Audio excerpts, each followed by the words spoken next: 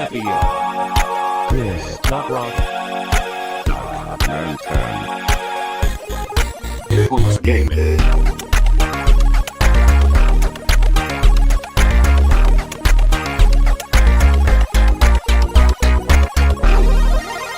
What's up, folks? Hit Points Gaming here with another episode of our amazing podcast. Chris, how you doing? I'm fantastic. Corey, how you doing? I'm thrilled we finally beat Kingdom Death, so I'm happy. Oh, man. Congratulations. Congratulations are in order. Destroyed it. So today's topic is going to be the evolution of the handheld video game console. But first, as always, what have we been up to? Myself, PUBG. I've been playing some PlayerUnknown's Battlegrounds. I have joined the militia. Yes. And I'm having a lot of fun with it. So I will say I was not disappointed. My computer barely runs that damn game, but it is really, really fun. Secondly, I got back into Street Fighter V a little bit. The character Abigail is really fun. And I'm trying to figure out a good way to record VR stuff for this channel, and I'm having some trouble. I ran into more trouble before this podcast. It really worries me. But hopefully it all works out. Chris, what have you been up to?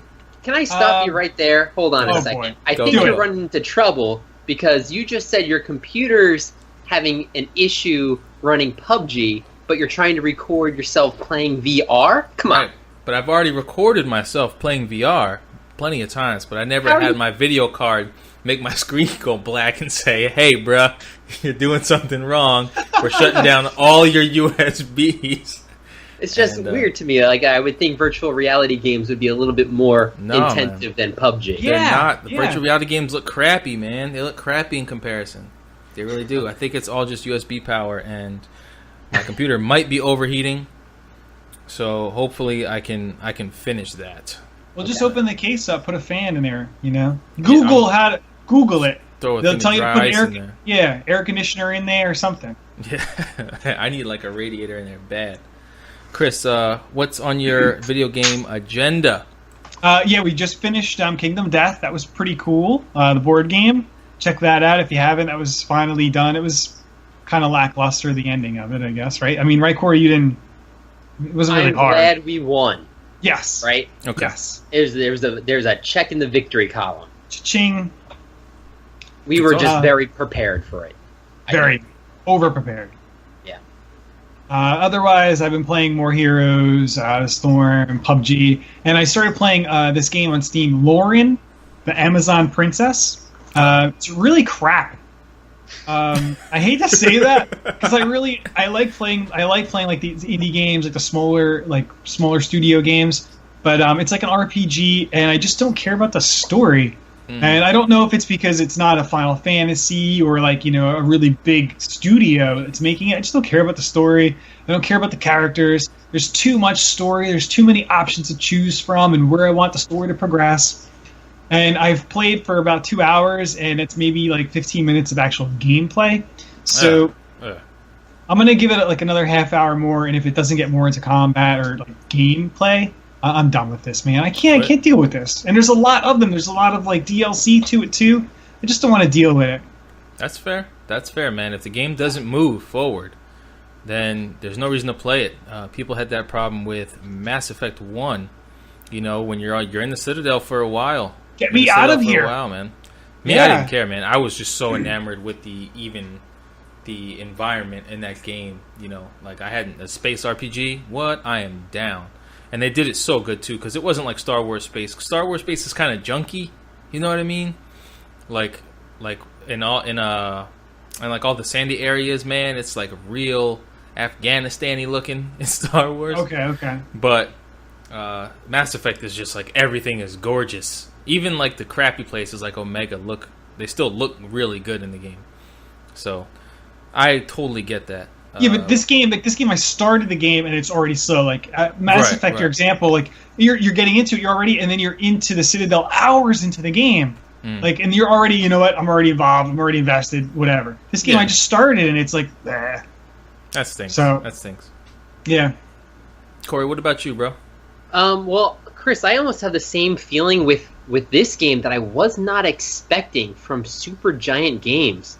Pyre finally came out, and to your point, I must be like 6 or 7 hours into it, and the actual gameplay of this 3-on-3 type of sports type game that's involved, I might have played like 45 minutes. It seems like there's so much in between dialogue of a story that I'm not invested at all about. And the game itself is great when you're playing it. When I'm reading text of a story, lackluster, unfortunately. I think So I've been trying to get through that. I picked up an oldie but a goodie, Don't Starve Together. So Andrea and I have been playing that. Well, it's kind of new. The Together part's new. Yeah, Together's I guess would be new. I've never played any of the previous ones. Okay. And it is a blast. Okay. She gets really involved in like Stardew Valley, games like that, like Harvest Moon. So I thought this would be up her alley, and it really is. And, it's like 1:30 in the morning, and I'm ready for bed, and we die, and she wants to start over again. That really never happens. So those are the 2 video games that I've been playing. Board game-wise, picked up Seventh Continent. It is literally a choose-your-own-adventure exploration type game. So far, very difficult. There's about 7 or 8 different curses in the first game with the expansions that it comes with. It was just a Kickstarter that I got. We have not beaten the first curse. We're like four times into it. It's very difficult, but it's fun. I'm determined to get through it. And the other thing I want to mention is Gen Con was this week, the biggest board game convention in the world. A lot of things have been announced, so I'm sure we'll talk about that in the future. The one thing that I want to mention is Twilight Imperium 4th edition. Oh boy. I'll leave it at that. Oh boy. Twilight Imperium is easily my favorite board game that we play. It is, and me, I'm not even like super huge into like these crazy big board games that take all day, man. Like I do enjoy some of them, but for whatever reason, when we played that game, it just like really made me feel like, I need to win this, especially because we play from like 10 a.m. until 2 in the morning. Biggest space opera there is, yeah. Yeah, it's so good, man. And I love that the different races really do have very different strengths and weaknesses. That's a major part for me. Yeah. And they play differently too. It's not like, they really do, they're so different.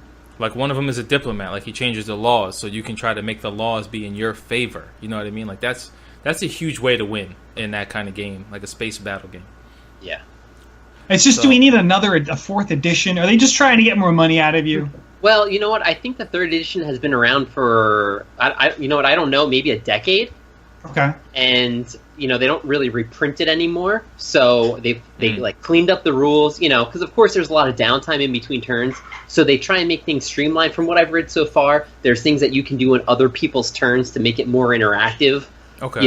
They have 2 other expansions in the last edition, so I think they took bits and pieces from each one of those and put it all in one box. So it'll be interesting to see how more things come out about it. But yeah, I'm looking forward to it. That's awesome, man. That's awesome. I'm looking forward to it as well. We got to have another get together. But I think it's time to get to the topic at hand, which is the evolution of the handheld video game console. And I know personally, what I had first before anything was a Tiger Electronics handheld game. And I don't know if was Game & Watch before that? Was Game & Watch before Tiger Electronics? Or was it like, it's got to be the same time, right? I thought it was way beforehand. Okay, I think it is too. I think the Tiger came out much later, I thought. Yeah. So do either of you own a Game & Watch? I don't. It's one thing that's on my list I want to purchase, but they're a minimum $100 from what I've seen. And I tried to pick one up in when we were in Japan, Chris. We were looking for a few, and they were there 100, 150, 200, depending on which game it is you're looking for. Yeah, right. So I would love to have one, at least in my collection, only because Game & Watch was my character in Smash Brothers. I was like, who is this guy? Right. I had no idea who he was, and we go back and look, and they were on these handhelds that I don't even know if they came to the U.S. I guess they did. I know Matt's got one. Wow. I don't know. Matt's got one for sure. I guess they weren't well known, I guess, when we were growing up. What we knew of started, like you said, with the Tiger handhelds. Right, the Tiger handhelds, and I had like, I'm sure I can't remember all of them, but I know I had Double Dragon, I had Wizards and Warriors, I had Pinball, which I know Chris has, which is so good. I had bowling, and that's all that I can remember that I know, like, that I loved. And I had actually Virtua Cop, which came with a little gun that you can actually shoot at the screen. Which that looks so pretty suspect. interesting. It looks so crap, like it's going to be crap. Because the light gun didn't always work with the Nintendo, and now you're telling me like a $20 Tiger game. It worked, bro. It worked. Okay. It worked. I believe you. I believe you. It did work, and I remember specifically like loving to play it on my kitchen counter, knowing I had a video game console in the next room. But for whatever reason, I sat there and I did it because I needed to, because my mom bought it. What do you know? What did you have, Chris, for like Tiger Electronics? And why don't you talk a little bit about like what is a Tiger, like what's in there? Like I had a Game Boy first. That was my first thing. Okay. And then after that, I got Tigers. And I think the Game Boy was like my big thing for a really, really long time. Okay. What about you, Corey? I actually never had a Game Boy up until maybe a few years ago. Actually, yeah. Wow. We never, money was tight back then. Couldn't afford that Game Boy. Although I did my first one was Game Gear, which I know we'll get into. But I skipped that first generation, which it's upsetting. So all those original Game Boy games, I missed out on. That stinks. Like, so you're also a little younger. Like, I'm 3 years your senior, both of you guys, pretty much. So like I was around the age to get one of those. I think you guys may have been a little too young. If I was your parent, I would have been like, I'm not gonna get that. Well, my brother is 6 years older than me, so whatever he got, I was getting.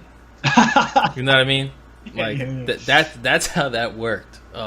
If he got that thing and I didn't get one, I'm sure I would have been upset. I'm sure. But as far as the technology goes, I'm going to start with the Tiger, because those, if you turn on a Tiger Electronics game, right? It's a little handheld game. They all look very different. The cases and everything, all different colors. They're probably like $20 back then, I think. It's just a bunch of like black and white sprites all over the screen, and the sprites flickered in and out in order to give you the feeling of motion. Usually was very simple. Either bowling, like you're bowling, you're adjusting the curve, maybe pinball. Excuse me. On pinball, you're just flipping the things, and it's literally just frames of moving. And it was so random if it went down the middle. Like, there's nothing you could do to stop it. And I remember playing the crap out of them for a long time. If you don't know what a Tiger Electronics game is, which I'm sure most of our viewers do at this point, being board gamers, I feel like definitely go look it up and see what you missed and what you didn't actually miss, because it wasn't great. It wasn't great, but it was like I remember getting these, like a bunch of these for like birthday presents. Right. Because they weren't really expensive. Like, I think Game Boy games might have been like, I don't know how much, but they were more than a Tiger. Absolutely. So I would get like pinball and racing and some other crap, Tiger games, and they were fun. I like you said, you sat down and played laser tag on at your house when you could play a console. I remember doing the same. Like, I played the crap out of pinball, and I hated. I got a racing game, and I wanted it to be really cool, but it just was so crap because, like you said, it would like flicker in and out, and you just couldn't. It wasn't that great, just because the image, wasn't great. The sprite comes up, and you can't tell if you're on the wall. You're not going fast, like. Right. But they were fun. They were really cool. I think the coolest thing about the Tiger Electronics is when you hit the reset button and everything showed up on the screen, and you're like, "Wow, how could I get into that position?" Right. That was the best part. And Tiger Electronics games evolved over time a lot. I remember well into the later years of even original Game Boy. I might even have like a GBA. I still bought like those kind of games, but they were elaborate. Like, I had a fishing one, you had to crank and throw it and like cast, and it worked really good. And then I had like a Jurassic Park one where it had a scope to look into and like to shoot dinosaurs and all this crap. I never had anything like that. Yeah, man. So they did evolve. They had one called the